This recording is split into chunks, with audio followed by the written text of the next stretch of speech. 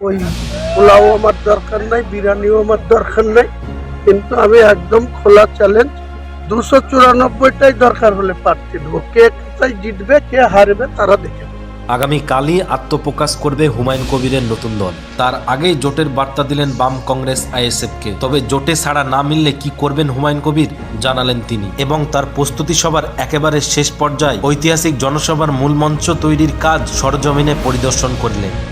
স্টেডিয়ামের মাঠ বা ব্যারাক স্কোয়ারের যেটা কোনাতে যেটা হয় টেক্সটাইল মাঠ, কোনো জায়গায় আমার সভা করার মতো উপযুক্ত নয়। কারণ এত জ্যাম হয় বহরমপুর শহরে, ডেলি 2000-3000 টুকটুকি ঢুকে পড়ে।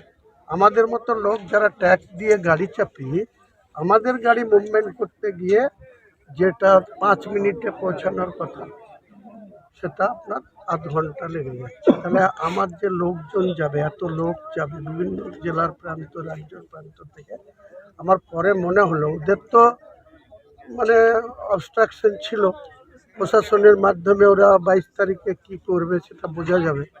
আমাকে যেটা প্রশাসনের আধিকারিকরা বলেছিলেন যে দেখুন এরা আপনাকে পারমিশন দেবে না, এরা ওই দিনের জন্য বিভিন্ন জায়গা বুক করে রেখেছে। তাহলে তাদের ঘাড়ে কটা মাথা আছে, আমি আর বিতর্কে যেতে চাইনি, তাই আমি এখানে জায়গা বেছে নিয়েছি। আমাদের এখানে তাদের 1 পয়সা নেয়নি, আমাকে জায়গার উপরে মিটিং করতে দিয়েছে, এনওসি দিয়েছে। এনওসি আমি প্রশাসনকে জমা দিয়েছি, এসডিওর কাছ থেকে গ্যাদারিং এবং মাইকের পারমিশন নিয়েছি, এবং বেলডাঙ্গা থানার কাছ থেকে বৈধ সম্মত সভা কালকে হচ্ছে। 10 তারিখ ধরনের, 10-এর আগেও হতে পারে, 10 তারিখ পার হবে না। কারণ ওটাও আমি 1 লক্ষ গীতা পুরাণ পাঠের মাধ্যম দিয়ে 1 লক্ষ মানুষের মধ্যাহ্ন ভোজন মানে দুপুরবেলায় খাওয়ানো, এবং তারা পবিত্র কোরআন পাঠ করবে। তারপরের দিন আনুষ্ঠানিকভাবে ওই জেসিপি মেশিন যা লাগানো হবে, 15 ফুট গর্ত করে নিচের বেসমেন্ট তৈরি করা হবে। সেখান থেকে 20 ফুট বাই 30 ফুটের কলম স্ট্রাকচার উঠবে। কারণ এটা যে বাবরি মসজিদ ছিল সেখান থেকে আরও মেন মিনারটা 65 ফুট হাইট বেশি হবে, আর 2 সাইডে যে দুটো মিনার ছিল সেটাও 30 ফুট করে হাইট বেশি হবে। কাজে বাবরি মসজিদ ইতিহাস সৃষ্টি হবে, দেখে নেব। আবার এই রাজ্যের ক্ষেত্রে সেই কংগ্রেসদেরকে কোনো গুরুত্ব দেন না মমতা ব্যানার্জি সরকার। কাজে তারা জোটে আসবে কি আসবে না সেটা তাদের সিদ্ধান্ত। যে কোনো রাজনৈতিক দল, সে সেকুলার ফ্রন্টের ক্ষেত্রেও, আইএসএফের ক্ষেত্রেও প্রযোজ্য, মার্ক্সবাদী কংগ্রেসের ক্ষেত্রে। আমি আমার নতুন দলের সূচনা আগামীকাল এই ময়দানে 4 লাখ লোকের উপস্থিতিতে সাধারণ মানুষের ন্যায্য অধিকার প্রতিষ্ঠিত করার জন্য আমি যে নতুন দলের ঘোষণা করব, সেই দলের 75 জনের স্টেট কমিটি কাল ডিক্লেয়ার হবে।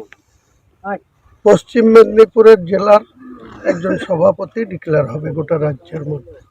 আমার মুর্শিদাবাদটার একটা জেলার সভাপতি ডিক্লেয়ার করতাম, সেটা বিশেষ কারণে কালকে হবে না। আগামী 15ই জানুয়ারির মধ্যে বাংলার প্রত্যেকটা জেলায় আমার সংগঠনের ডিস্ট্রিক্ট প্রেসিডেন্ট, তাদের কমিটি এবং 341টা ব্লক, 125টা পৌরসভা, সমস্ত জায়গায় আমাদের পার্টির পদাধিকারীদের নিয়োগ করা হবে 15ই জানুয়ারি 2026। এবং আমি বাংলার রাজনীতিতে আগামী দিনে যদি কোনো দল আমার সঙ্গে না আসতে চায়, তারা তাদের মতো লড়বে, তাদের যেমন অধিকার আছে। আমি প্রয়োজনে 294টাতেই লড়ব। যদি দেখা যায় যে কেউ আমার সঙ্গে ছলচাতুরি করছে, চালাকি করছে, তার লোক নাই জন নাই, একটা আজকে মুর্শিদাবাদের কোনো নেতা, তৃণমূল, কংগ্রেস, সিপিএম, কোনো নেতা যদি আমার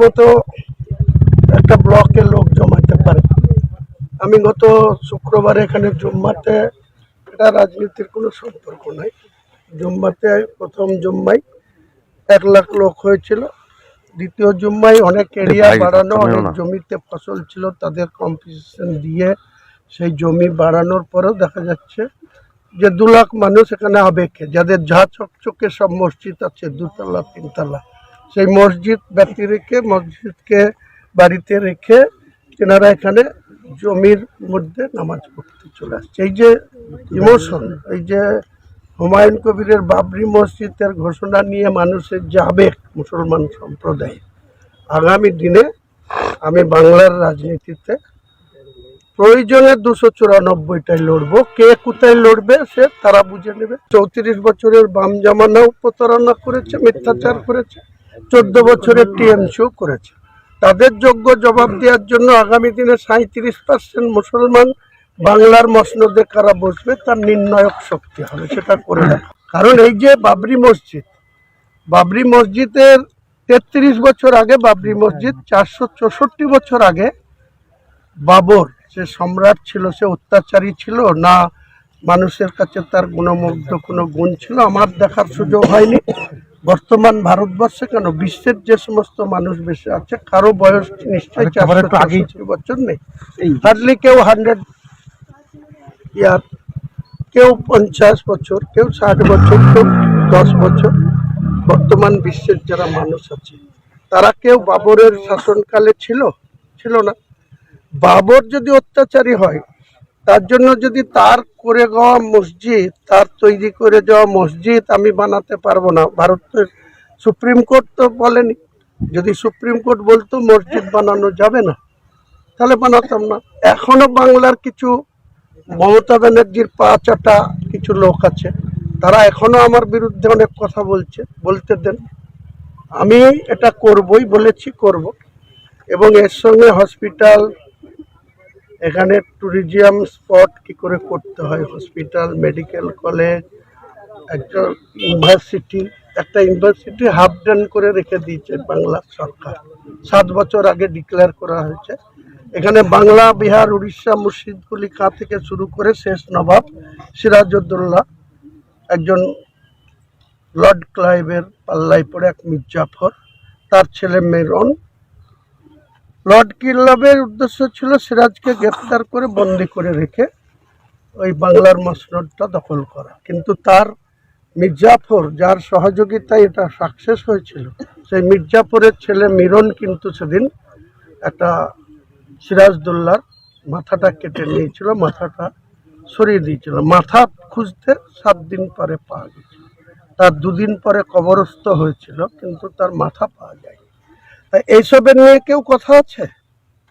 আজকে 190 বছর ব্রিটিশরা যে ভারতবর্ষটাকে চুষে খেয়ে গেল, জিজিয়া কর আদায় করলো, লোকের জমি সম্পদ, আজকে যারা লালকেল্লা বানিয়ে গিয়েছে, সেই লালকেল্লায় 26শে জানুয়ারি ভারতবর্ষের প্রধানমন্ত্রী ভাষণ দেয়।